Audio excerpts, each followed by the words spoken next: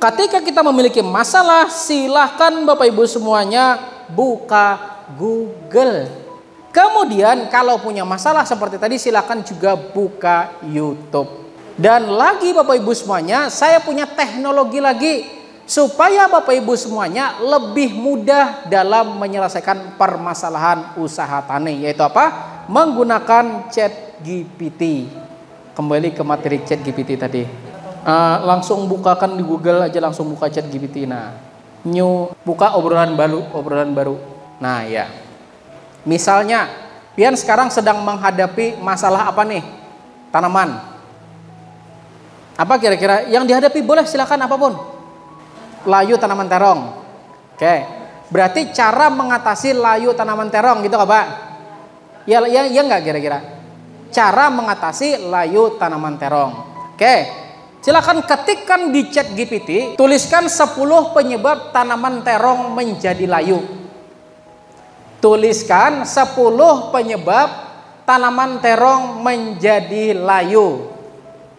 Nah, pertama bisa jadi pian kekurangan air. Ya iyalah, orang kada minum pastilah layu. Orang gen saurang gen belinya kada minum bisa jadilah layu.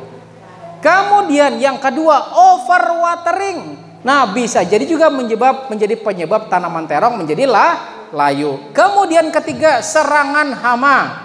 Nah, hama juga bisa menyebabkan tanaman terong menjadi layu seperti jenis kutu daun dan juga ulat.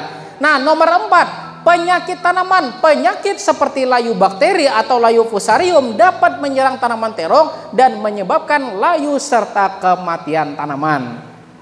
Nah, kemudian kelima, kekurangan nutrisi. Kemudian keenam, lingkungan yang tidak sesuai. Nomor 7, tanah yang tidak sesuai. Kemudian ke-8, pemangkasan daun yang tidak tepat. Ke-9, pajanan terhadap bahan kimia berbahaya. Dan ke-10, akibat gangguan akar. Kalau misal ternyata penyebab apa tadi akibat kena penyakit, coba ke atas.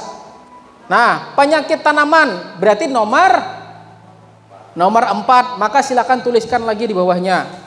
Tuliskan kalau penyebabnya adalah penyakit tanaman atau dalam kurung nomor 4, maka apa solusinya dan tolong rekomendasikan pestisida pengendalinya. Nah, jika penyebab layu tanaman terong akibat penyakit, maka langkah-langkahnya adalah sebagai berikut. Pertama, pengendalian sanitasi. Artinya bersihkan di sekitar tanaman terong dari sisa-sisa tanaman yang sakit. Artinya yang sakit jangan dibiarkan, langsung dibuang kemudian dibakar. Kemudian lakukan rotasi tanaman. Kalau sudah misalnya kita tahu bahwa ini tuh sudah kena layu fusarium, maka sebaiknya yang selanjutnya jangan lagi dulu nanam terong, tapi tanam tanaman jenis yang berbeda. Kemudian yang ketiga, nah ini yang pasti beneran jawabannya, yaitu lakukan pemilihan varietas yang tahan penyakit.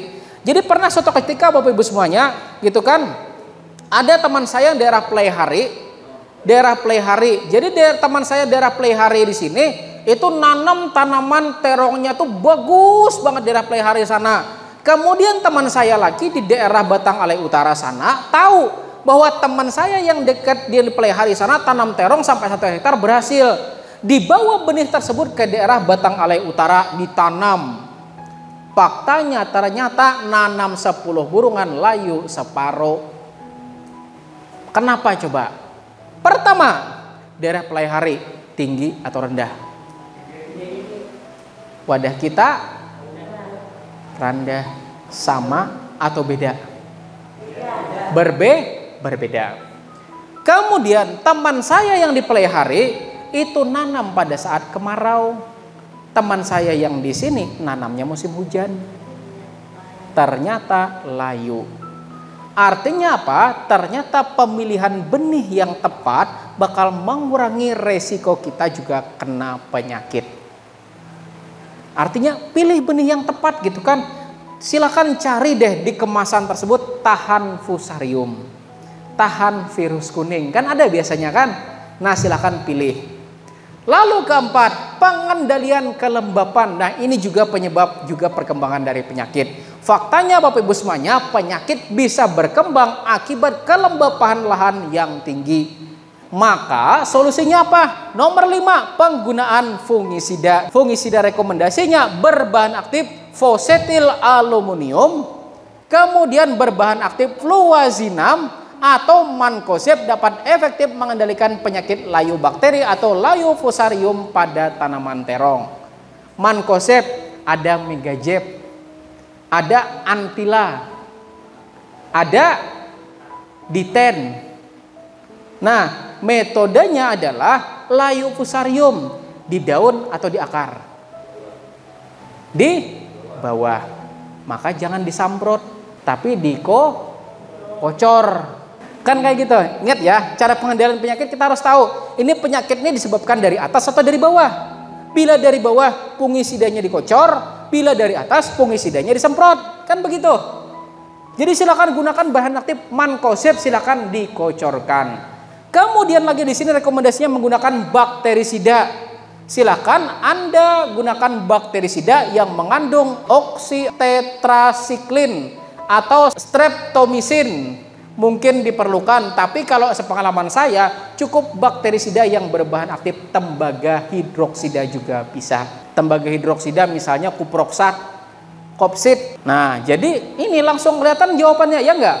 Jadi silahkan Bapak Ibu semuanya. Jadi setelah ini kalau punya permasalahan nggak perlu tanya saya, nggak perlu tanya PPL, nggak perlu tanya siapa-siapa. Anda gunakan ChatGPT, selesai semuanya, ketemu ada jawabannya. Misalnya rekomendasinya menggunakan klorotalonil. Ya udah, berangkat ke toko cari yang ada bahan aktif klorotalonil. Udah, ketemu udah. Klorotalonil, dakonil, ya. Kalau Anda punya permasalahan gitu kan, oh kalau butuh cepat maka silakan gunakan ChatGPT, maka semua permasalahan bisa selesai. Dan buat pian yang belum tahu bagaimana cara menggunakan ChatGPT, maka boleh ke desa, mungkin ke desa udah bisa ya. Nah silakan ke desa, minta ajari cara menggunakan ChatGPT. Atau kepada teman-teman yang udah belajar pagi tadi cara menggunakan ChatGPT melalui literasi digital. Silakan. Karena kita di sini pelatihan di sini kan untuk mencerdaskan semuanya. Nah, silakan Bapak Ibu. Kadang mau nyemprot, tapi takutan kalau hujan. Maka kayak apa gerang caranya supaya kita tuh nyemprot gak sia-sia, ya enggak? Bayangin coba ketika kita nyemprot hama, apalagi nyemprot herbisida. Semprot sampai rumah, dia hujan. Apa yang terjadi? Sia-sia. Maka caranya adalah gunakan handphone Anda. Di handphone itu pasti ada aplikasi prediksi cuaca, ya enggak? Nah, ada punya handphone, boleh nggak di sini kasih lihat? Ada nggak di sini aplikasi prediksi cuaca? Nah, kan langsung kelihatan. Bahkan aplikasi prediksi cuaca ini juga bisa menghitung per jam. Hari ini jam 5 nanti bakalan hujan atau enggak. Nah kayak gitu. Jadi cara menggunakan AI di sini silakan manfaatkan handphone Anda. Jadi sebelum kita nyemprot gitu kan kita cek dulu. Nanti kira-kira malam nanti hujan apa enggak? Oh ternyata prediksinya tidak hujan, maka silakan nyemprot. Insya Allah Anda enggak bakal sia-sia penyemprotannya. Tapi bayangin, misal kita nyemprot jam 4, prediksi jam 5 hujan, yang ngapain nyemprot, ya enggak? Nah, maka kita tunda besok hari saja. Jadi kayak gitu. Dan saya pernah dulu menyelesaikan permasalahan waktu saya masih di Kecamatan Labuan Amas Utara sini, tahun 2010. Waktu itu saya pernah pro dan kontra di Tabat. Saya nyuruh di daerah Tabat sana jangan ada yang tanam.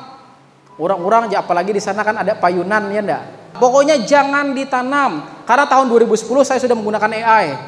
Saya sudah menggunakan namanya AccuWeather untuk memprediksi cuaca. Jangan nyemai dulu. Orang-orang pada nyemai daerah Tabat sana, terutama di daerah sana kan Batang Banyuhanyar. Nyemai di sana semuanya. Saya bilang jangan. Ternyata benar gitu kan. Semuanya pada merandam. Cuman sekitar 30% yang kada merandam, 70% merandam. 10 hari kemudian dasar bujur tarandam.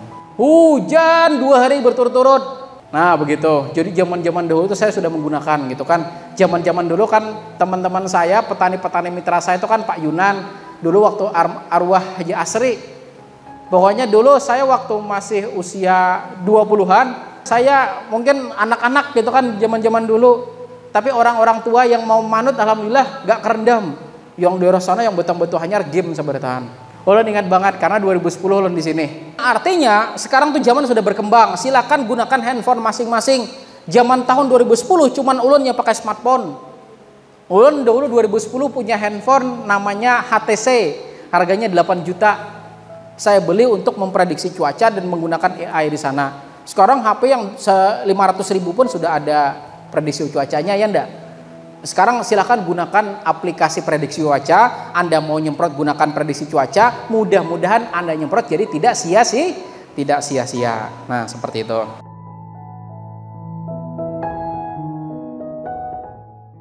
Kalau sob ulun pribadi ini mungkin ulun hanya akan berbicara teori gitu kan, karena ulun pribadi bisa dibilang tidak pernah membudidayakan sob. Nah, jadi kalau secara teorinya begitu kan, busuk pangkal atau busuk di bagian bawah itu mirip kayak semayan. Karena biasanya kan sop itu biasanya di Karampatai, ya enggak?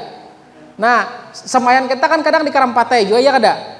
Nah, maka untuk jenis sop pertama gitu kan. Pertama, ini yang kalau saya analogikan mirip dengan semayan, maka pertama usahakan ujung atap semayan kita itu harus panjang. Karena jangan sampai air hujan nyipratnya, jangan sampai, karena biasanya jenis tanaman yang ditanam dengan perlindungan itu biasanya jangan sampai kaget hujan. Jadi itu penyebab utama dulu, kaget hujan. Sebelum kita berbicara penyakit itu kaget hujan dulu. Sehingga menyebabkan penyakit namanya Rhizoctonia solani berkembang. Itu sama bilanya semayan pian kadang ada yang pindah bahalus juga, mungkin rabah ada. Ada soal melihat semayan entah semayan Lombok, kadang bahalus bawah rabah. Itu namanya Rhizoctonia solani. Nah, itu penyebabnya itu selain dari penyakit gara-gara kecipratan air hujan, itu yang pertama. Nah, selain dari kecipratan air hujan, biasanya selain dari Rhizoctonia solani, daunnya juga kena bepatik-patik. Yang kedua, pian silakan proteksi menggunakan agen hayati namanya trichoderma. Nah, jadi pada saat lahan media semainya, media tanamnya itu silahkan campurkan dengan trichoderma.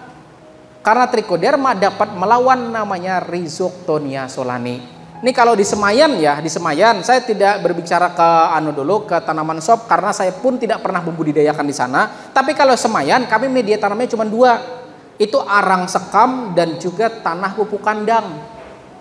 Porsinya itu 70 dan juga 30. Jadi misal pian ada arang sekam, kemudian rendam dulu menggunakan air kapur.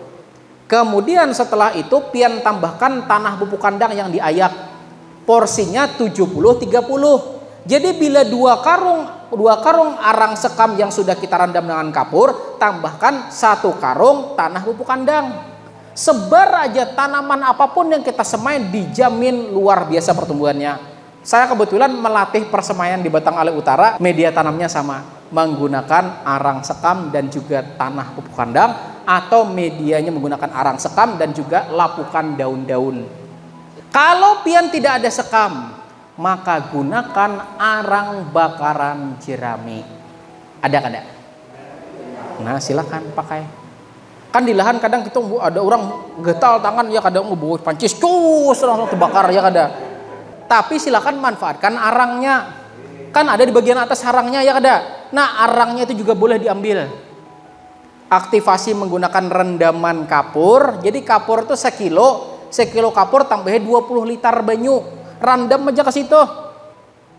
Nah, kemudian ditiriskan, kemudian dibasuh. Nah, arang yang sudah diaktifasi menggunakan kapur itu silahkan dicampurkan dengan 30% tanah pupuk kandang. Maka itu jadi media tanam yang luar biasa, Pak.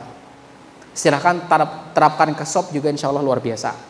Terima kasih sudah mengikuti materi kita dari awal sampai habis. Mudah-mudahan bermanfaat untuk kita semuanya. Itu yang bisa saya sampaikan. Terima kasih. Saya akhiri dengan ucapan wassalamualaikum warahmatullahi wabarakatuh.